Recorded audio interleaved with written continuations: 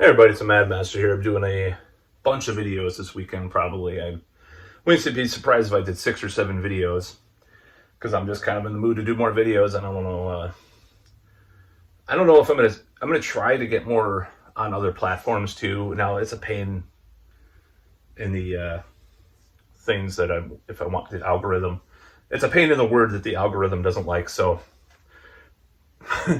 so I'm gonna try to stop swearing so I get more views. I don't know.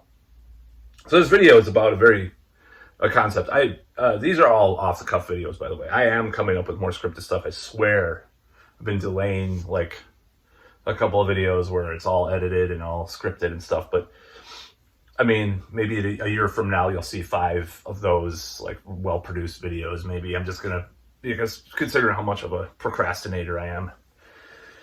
Anyways, probably not that long, but probably the next several months, I would say. Time goes so damn fast when you're this old, so I mean that's the fact. So anyways, this video is about a concept that Noam Chomsky has had in the past about what he calls independent nationalism. Now, when he talks about these things, and the United States foreign policy, when he talks about these things, it's very complicated stuff. So let's say I'm just going to give a premise of what he's talking about, and I'm going to extrapolate upon that in this hypothetical situation. Let's say it's 1967 or 65, wait, like 64 or 65. Let's just say 64 or 65. And there's some kind of third world country, quote unquote third world. It's in the global south, as they call it now. And there's like been revolutions and there's been dictatorships and stuff and coups and all this stuff for like 100 years since colonialism was on the decline and all these different things. And there is an independent nationalist movement which does not want to be aligned to anybody but, their own country. They want to develop their nation economically and otherwise. Now, what happens is, this is my hypothetical situation, hypothesis. What had happened, and this is talked about in many books, there will be various figures and various coalitions of political groups. Usually back then it was on the left. There will be some people that were influenced by, and this is not because of Russian, whatever.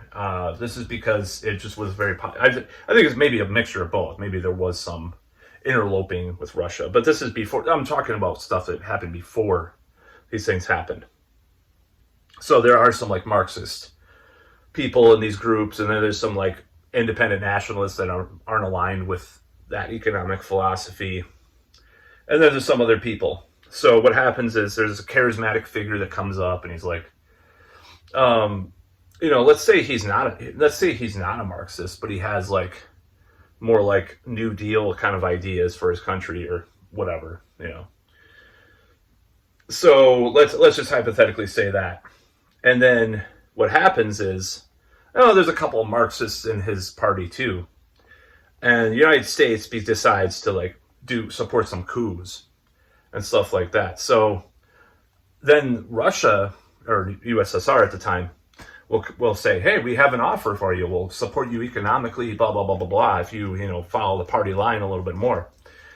I don't know if this is completely a good way to put this, but, oh yeah, we're communists. And then, the rest is history after that. So they're put in this position between a rock and a hard place. Now, there are situations where the United States, they didn't have the Marxist pretense of going in there, or Soviet support. There were cases of that, but they used it because corporations would want to, retain their power in these countries, and that did happen, especially in Latin America. So that happened multiple times. Now it was a mixture of both. There were legitimate communists, obviously, in these countries, and who were siding with. There were other people that wanted independent nationalism that were called communists, and then they weren't, or they were neutral in that argument and just wanted an independent whatever country. Now, I believe that there is a deep state. I believe in the G word, and it's not an anti-Semitic word. I don't believe that is, and I don't think it has anything to do with that because, well, anyways, I'm not going to go into that in this video. But I'll just say Hollywood has probably more proportional, than these what are called globalists. I mean, globalists there's plenty of Gentiles that are globalists. Is what I'm saying. I'm not going to put a majority race, or it's more of a philosophy, a ideology, much like Marxism or something, which I don't believe it actually shares a lot in common with that. But despite James Lindsay's little diatribes and stuff, I think it uses some of those ideas, of course, just like it uses fascist or far-right ideas too. But it's independent of both. But I'm not going to do that in this video. This will be a separate video that I do later, which I was brainstorming today. So this whole thing, this independent nationalist thing, independent of these bureaucracies and the corporations and financiers, essentially, military-industrial complex. So the question is can we apply these theories that Chomsky said, well, because these countries wanted independent nationalism, they were a threat to the deep state or U.S. interests and stuff. Can we apply that to Donald Trump? And I was thinking maybe, in a way, this theory kind of fits this idea that even, like what I said, like some of these people, the independent nationalists, the guy that didn't want to fall into the, the United States sphere necessarily. And there were non-aligned countries too, which that's an interesting phenomenon all its own. Do these independent nationalists, are they always good? No, some of them are monsters, of course. And that's not an endorsement of any of these people or anything. But the United States did want to control these people, of course. And Chomsky talked about that in his books.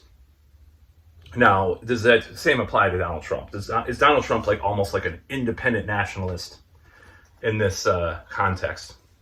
I would say many, and why are they going after him when all these other people are, at least a lot of times partially guilty of the same stuff. Maybe not in such a grifter, loudmouth way, but nevertheless, Pelosi's financial ties and all the Epstein stuff, and it's just like with all these other people, politicians. But they're going after Donald Trump specifically focusing in on him like he's like the worst one of them all, which is probably not the truth, And I think there's some case to be had with this theory, because even some of these mild reformers the United States went after in these countries and stuff, like I said, I mean, it's ridiculous that they went to the extent that they did with these coups, CIA coups, and all this stuff. So yeah, I think the deep state, or whatever you want to call it, I think you can apply. Ironically, even though Noam Chomsky is very anti-Trump and he's almost become more of a TDS person in recent years and more establishment in some ways. Of course, we got the shot stuff that he did, the jabba dabba doo comments that he made, which were completely ridiculous. But do his old books stand up to this theory and to apply to Trump? And I think perhaps, why am I looking over there? I don't know. I'm not looking at anything. I think they do. I think they do in part. So that's just a hypothesis I have. I don't think that there's I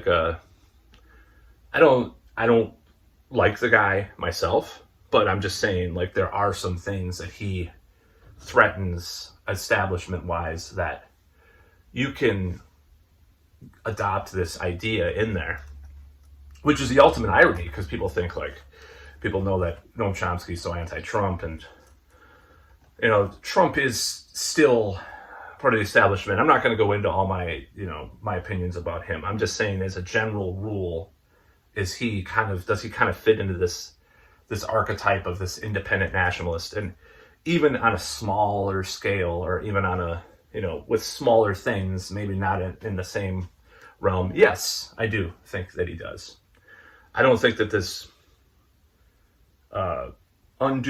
somewhat undue focus on him is a result of his tweets or his racism or anything like that. I think when you have neocons and neoliberals who essentially support, like a lot of Republicans, Kyle Kalinske talks about it a lot, talks about how, Trump is just saying the quiet part out loud that Republicans have believed for generations.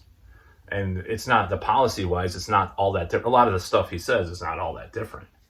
A lot of the stuff he proposes. So when you have that, it's like, well, why would they be so mad at him? Why would they want to? Because of these little things, these little things that, a little bit more nationalism, a little bit more, less of the military-industrial complex, a little bit more unpredictability, too. I mean, you don't know what he's going to do or what he's going to believe one day or another.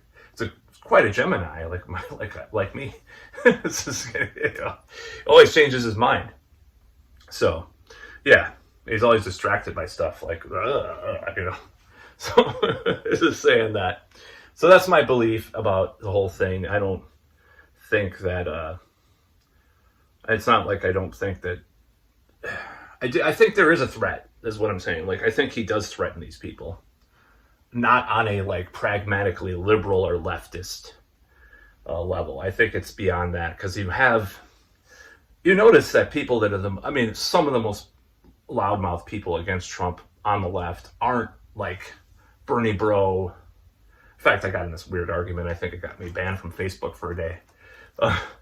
This Hillary bot person, weird person, who was saying he preemptively said I was going to say something racist against him. Like, dude, I voted for Jill Stein. What the hell are you talking about? And then he said, you're one of those people trying to divide our country from Russia or some crap. So, I don't even know what to say.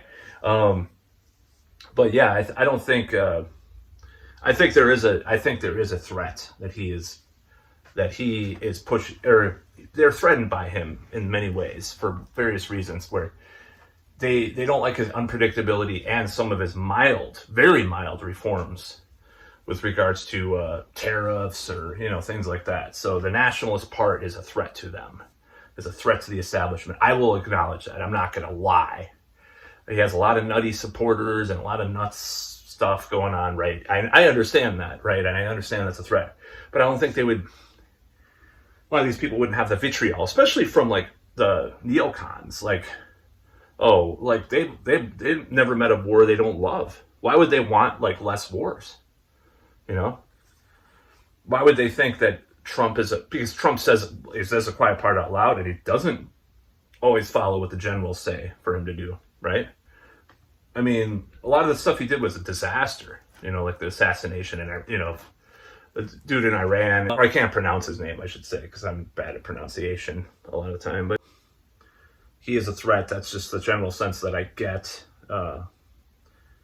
And that's it.